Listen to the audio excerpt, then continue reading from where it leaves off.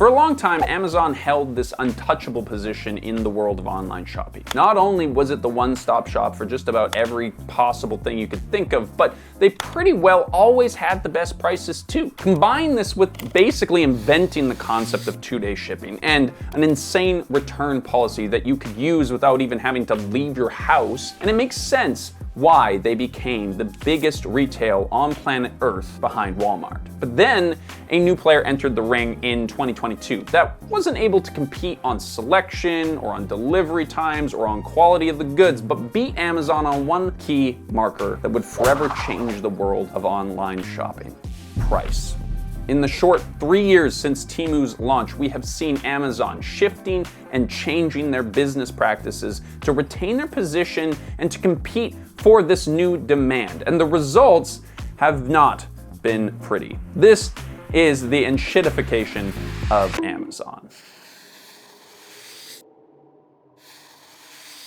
So I canceled my Amazon Prime account early in 2025, and I haven't looked back. I don't receive any packages from Amazon at my door. I don't watch any of the latest episodes of Reacher. Reacher is just what came up as the #1 show when I Googled best show on Prime for dudes. I tell you this because being on the outside of the Amazon world for the better part of a year now, I feel like I can see a bit more clearly into the ways that this platform has been so successful in the past and why it is sucking so bad right now. And look, this isn't me just whining, okay? There is a general feeling out there that Amazon has gotten worse. And if you look at the tech world or the startup world in the last 5 or so years, you'll see that Amazon is just another example of what we have been seeing for years. Do you remember when Uber used to actually pay drivers pretty well and offered a fast and reliable service that people really enjoyed? That's over now. Do you remember when Netflix was cheap and created cool original shows that people enjoyed? That's over too. Remember when social media was mostly about connecting with your friends that you didn't get to see enough? Now it's all this shit. This is a gradual but well-documented process, encapsulated by a new term that we have seen floating around the internet quite a bit lately, called enshittification. This was coined by author Cory Doctorow. And he defines it as the gradual deterioration of a service or product brought about by a reduction in the quality of service provided, especially from an online platform, and as a consequence of profit seeking. He breaks this down in 3 different stages. First, these platforms are good. They actually do the thing that they're supposed to do, and they do it well. Second, they abuse their users to make things better for their business customers. So they're sort of prioritizing the financial aspect of things from a B2B standpoint. And then third, they abuse those customers to claw back all of the value for themselves and become a giant pile of shit, in his words. This is the stage that Amazon is at. They've totally eroded all of the good parts about their service and have only kept as much as they absolutely need in order to stay in business while making as much money as possible for themselves. So yes, today I'm going to walk you through the progress and transition, the enshittification of Amazon. Now, before we get right into this, we do this basically all the time on this channel, every single week. The consumer landscape is only getting more insane, with billions and billions of dollars being used to manipulate you into buying stuff that you do not need. And they're doing horrible shit to people and the planet just to make more money, right? Hi there.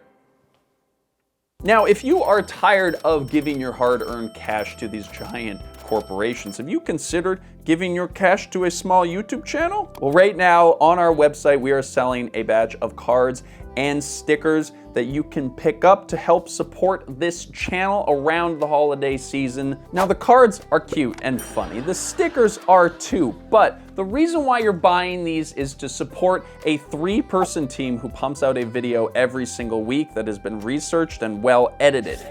It is not an easy thing to run a channel in 2025, and this is one simple way that you can help support what we do here. You can get a Christmas card for $15, or you can get a Christmas card and a sticker pack for $25, or you can get 2 cards, and a sticker pack for $30. Plus, members of our Patreon community get 15% off, so if you're over there, make sure you get your code before you buy. I'm going to be signing every single one of the cards that has our faces on it for those of you interested in purchasing that. We're wrapping everything up now so that we have time to order and package and ship out everything to you before Christmas time, so thank you in advance for supporting what we do here. Now let's get back into the video. I need to remind you that Amazon is a beast today for a reason. They were a huge pioneer when it comes to online shopping as a category. Before sites like Amazon and eBay, people were very scared to put their credit card information online. And shopping online generally was just cumbersome, right? But Amazon made online shopping not only easier than real world shopping. They transformed our habits and built a world of infrastructure to make our modern door-to-door delivery possible. We need to take a second to truly admire the fact that this is an incredible achievement. The average Amazon purchase charts a journey through several layers of hyper-complex infrastructure that we don't ever even need to consider. You have the user-optimized front end, which hides a chaotic marketplace of millions of independent sellers. Doorstep delivery simplifies a sprawling logistics network that only Wendover Productions could summarize. And the system of ranks and special badges and the hierarchy of search results consolidates a world of consumer choices into a single scrollable page. It's an impressive feat that made them the behemoth that they are today, but it also paved the way. On their heels have come a bunch of other marketplaces that function in similar ways, and as the market becomes more competitive, Amazon has evolved to prioritize profits over people. Things are getting worse for users at this point. As we said off the top, Temu lowered the bar of what you could buy online and created a whole new market for low-cost goods that really represented the first true challenge to Amazon's domination in the online marketplace world. Amazon Haul was launched in late 2024 as like a direct competitor to Temu, and if you look at the two side by side, you can see that there's a lot of really obvious similarities. Similar kind of childish design, bright colors, lots of emojis, and prompts telling you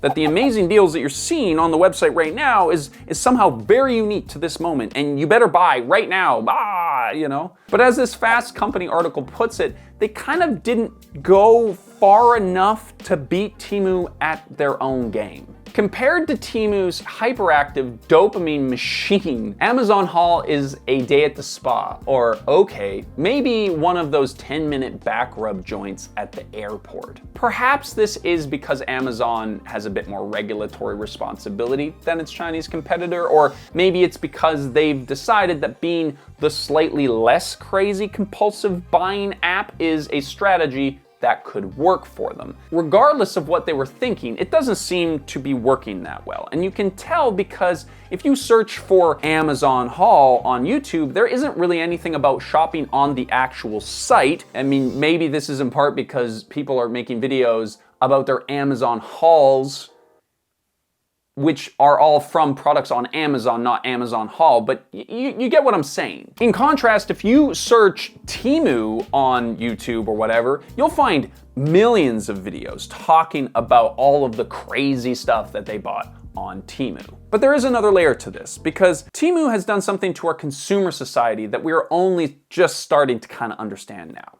It lowered the bar of what consumers are willing to accept on a bunch of different levels, kind of all at the same time. Temu proved that a foreign website filled with cheap knockoff garbage with a standard 2-week delivery window if you got your package at all, that looked like a online casino could actually be a viable business. And so as a result, Amazon has quietly realized that they can now get away with a lot more sketchy shit.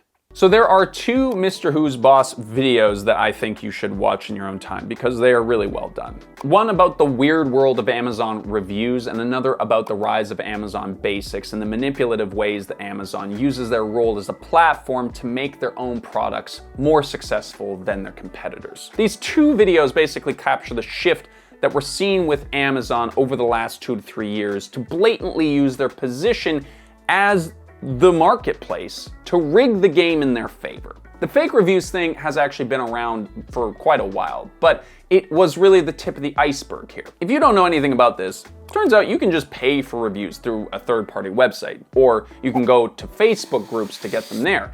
And AI is just pouring gas on the fire, allowing people to create reviews without even having to write them now. But Amazon can easily just claim that they have no ability to fully manage and moderate these things, right? But we're seeing more and more that the scammy behavior happening on this website is mostly being perpetrated by the people who own it. You know those bestseller or Amazon choice badges that you see on the website when you're scrolling? Well, there isn't exactly a external third-party review process to make sure that those are given out fairly. In many cases, those badges are conveniently directing sales towards specific products, the ones in many cases that Amazon owns. But even if Amazon's products aren't the ones with the badges, it still somehow manages to rank the platform in such a way that their products show up first. And look, we can't really fully say that these badges are a scam because we don't have enough information about how they do this, but let's just try and listen to this guy, a seller on Amazon, try to explain the system as a seller, from a seller's perspective. What the badges mean and why they matter. Let's see. On the platform. So the bestseller badge is always going to be category dependent. Doesn't matter what your reviews are, it doesn't matter what your sales velocity is, none of that matters. The only thing that matters is that you are number one ranked. At the end of the day, Ali is just winning from a sales velocity standpoint because they're pushing more from an ad side and they're getting more sales on a monthly basis. I have watched this whole video and I don't understand any of what he just said. You can tell with the amount of jargon that he is throwing around, sales velocity, ad spends, all of this stuff is just to cloud the marketplace with rules that are supposedly understandable, that are supposedly going to make you successful on this page.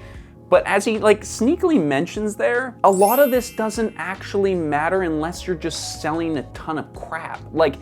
This is maybe not the best product, but it's a bestseller because they've paid to have more advertisements for their product to rank it in such a way to get more sales. There is not a necessarily proven way to be the best. There's just ways that you can manipulate the system to your advantage to sell more stuff. So it's not a system that encourages the best products. It encourages certain kinds of business behaviors that are not for the end user. This is not going to make sure that the majority of people buy the best product.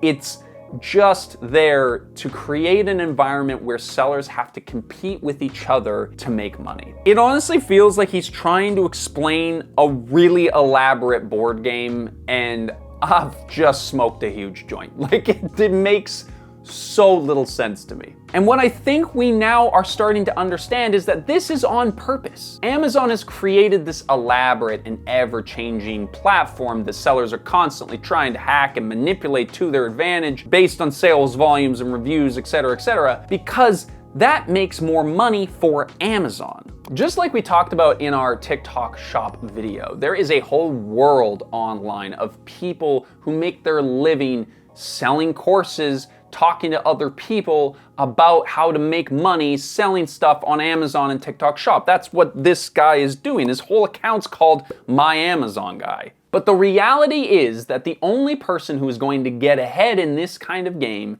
is the person who is inventing the rules. And this is the third stage of Amazon's enshittification, because they've truly turned on the people who have made their business possible in the first place. The sellers. The Amazon seller experience is just horrible, and it's getting worse and worse. And the reality is, sadly, there isn't really anywhere else for these people to go if you're gonna try and sell stuff online, except maybe TikTok Shop, which we've already made a video about. Those sellers that I mentioned before are navigating this world of fees and rules and badges. And more lately, Amazon is ruthlessly stacking the cards in their own favor because Amazon is now a drop shipper. The whole thing, remember, that we all hated about Temu and Etsy or whatever, where sellers would steal an original idea and then just make a shitty knockoff version of it and sell it for a fraction of the price? That's what Amazon does now. So there's Amazon Basics, which is essentially the in-store brand for Amazon, and they make essentials like silicone cupcake cups and AA batteries and doggy poop bags and staplers and all that other kind of stuff. And for a while, these products were generally considered to be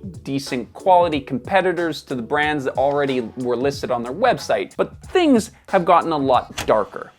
There is a very famous story about Peak Design's everyday sling bag that starts selling really well on the platform, and then suddenly Amazon is selling a bag that is extremely similar. And it's not like a product inspired by another seller. It is egregious. The Everyday Sling by Peak Design and by Amazon Basics. And all I can think about when I hear stories like this is why, like Amazon, you're the second largest retailer on earth. You sell billions of products every single year. You really gotta spend the time and effort to rip off a small business? The truth is, they don't need to do this because sellers are already dying on Amazon. It's the death by 1,000 cuts. One of the most profitable divisions of Amazon's business model is now seller services. This includes the commissions that they charge to each seller, which can be upwards of 30% per sale. But did you also know that sellers have to pay a fee to be Prime eligible? This is technically not mandatory, but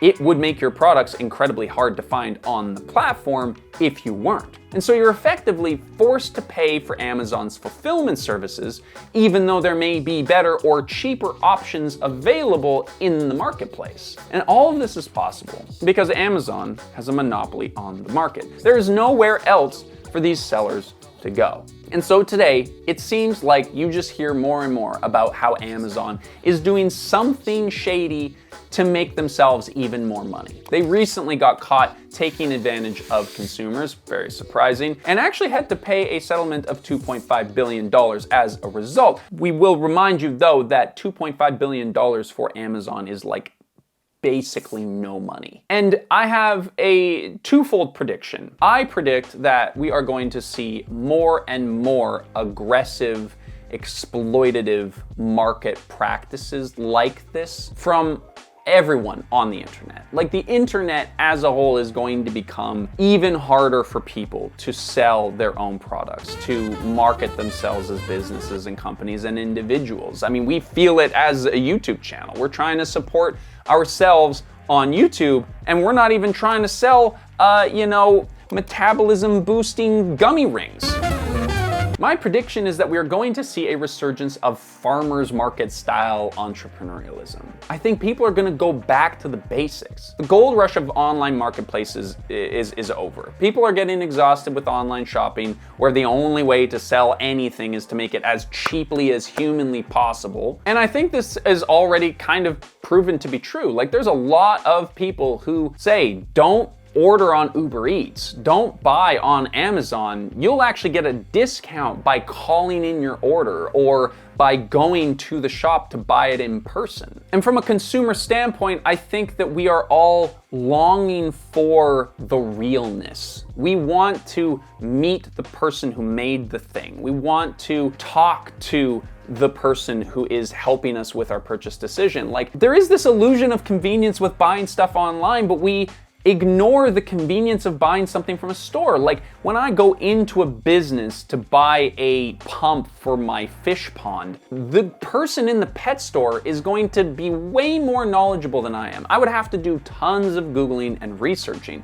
to figure out what pump I need, what hose I need, what size my tank is, blah, blah, blah, blah, blah. A person, a real life person in a store is going to do all of that work for me. So yes, I may pay a little bit more for that experience, but I'm getting the value of my time back. And look, admittedly, this is coming from somebody who doesn't sell things on the internet for a living. But it really does feel like there is an alternate path of success that doesn't involve just scaling your business as fast as possible to get bought out by some private equity firm or something. You know, like there is a form of success that specializes in small batch, niche products or brands that people can't find at Walmart. I think we're tired of seeing every single product being developed and promoted like they're trying to go to the fucking moon. I want to see small brands standing on business, being proud of what they make. That alone would be very refreshing for a lot of people, I think. So whether you are a business owner or a consumer, we want to thank you for being here, for watching through to the end of the video. And if you did, subscribe. You'll see us every week for another update.